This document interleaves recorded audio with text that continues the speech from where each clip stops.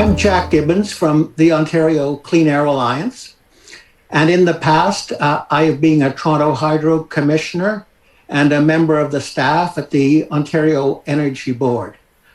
Thank you very much for the opportunity to speak with you this afternoon about the government's proposals to repeal the sections of the Electricity Act and the Ontario Energy Board Act that promote and prioritize renewable energy. Members of the committee, it is true that Ontario paid very high prices for wind and solar energy when Dalton McGuinty was our premier. And it's true that the McGuinty government's decision to pay high prices for wind and solar energy pushed up our electricity bills. In fact, according to the Ontario Energy Board, the contracts for wind and solar energy have pushed up our cost of electricity generation by 28%. But members of the committee, let me tell you what also is true. It is also true that Dalton McGuinty hasn't been our premier since 2013. And during the past 8 years, the costs of new renewable energy, new wind and solar energy has fallen dramatically.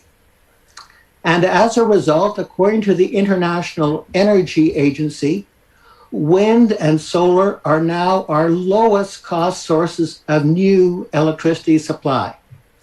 And as a result, the International Energy Agency is forecasting that on a global basis, 95% of the world's new electricity supply during the next 5 years will be renewables.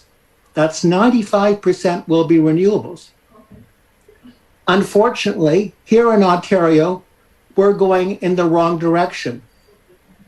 The government of Ontario is planning to meet 100% of our need for new electricity supply during the next 20 years by investing in polluting fossil gas and by investing in high-cost nuclear energy. And as a result, the greenhouse gas pollution from our electric power plants is forecast to rise by more than 300% by 2030 and by 500% or more by 2040. In addition, Ontario Power Generation's price of nuclear electricity is going to rise by more than 40% by 2027 to pay for the rebuilding of its aging nuclear reactors. And to add insult to injury, Ontario Power Generation is hoping to build a new nuclear reactor in the GTA, despite the fact that wind and solar energy can now keep our lights on at less than half the cost. Members of the committee, this simply does not make sense. Ontario is going in the wrong direction.